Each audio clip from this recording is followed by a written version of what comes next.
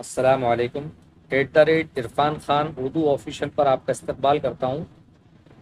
آپ کو اگر ہماری محنت پسند آتی ہو تو ہمارے یوٹیوب چینل کو سبسکرائب کیجیے گا، اور کوئی کمی ہو تو ہمیں کمنٹ باکس میں بتائیے گا بھی، اور بیل آئیکن کی گھنٹی کو دبانا نہ بھولیں تاکہ ہمارے ہر ویڈیو کی نوٹیفیکیشن آپ تک پہنچے۔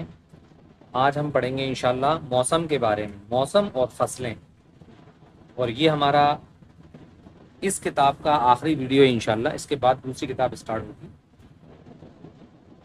دوسری اور تیسری ایک ہی کتاب میں ہوگی، اور وہ بھی کچھ اس طرح کی کتاب ہوگی۔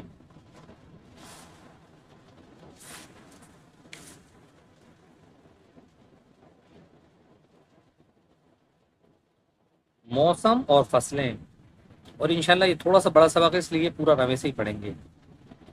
پچھلے سبقوں میں تم پڑھ چکے ہو سال میں 12 مہینے ہوتے ہیں، یہ بھی معلوم ہے سال میں کتنے موسم ہوتے ہیں۔ 3 موسم ہوتے ہیں، برسات، جاڑا، گرمی۔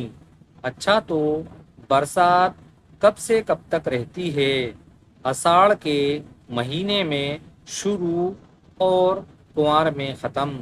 اس موسم کی کھیتی خریف کی فصل کہلاتی ہے، اور جو چیز اس فصل میں بوئی جاتی ہے اس کو خریف کی جنس کہتے ہیں۔ پچھلے سبقوں میں تم پڑھ چکے ہو سال میں 12 مہینے ہوتے ہیں، یہ بھی معلوم ہے سال میں کتنے موسم ہوتے ہیں۔ 3 موسم ہوتے ہیں، برسات، جاڑا، گرمی۔ اچھا تو برسات کب سے کب تک رہتی ہے؟ اساڑھ کے مہینے میں شروع اور کنوار میں ختم۔ اس موسم کی کھیتی خریف کی فصل کہلاتی ہے، اور جو چیز اس فصل میں بوئی جاتی ہیں اس کو خریف کی جنس کہتے ہیں۔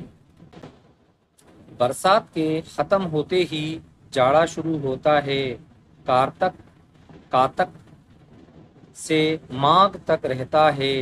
اس موسم کی کھیتی کو ربیع کی فصل کہتے ہیں، اور جو چیز اس فصل میں بوتے ہیں وہ ربیع کی جنس کہلاتی ہے۔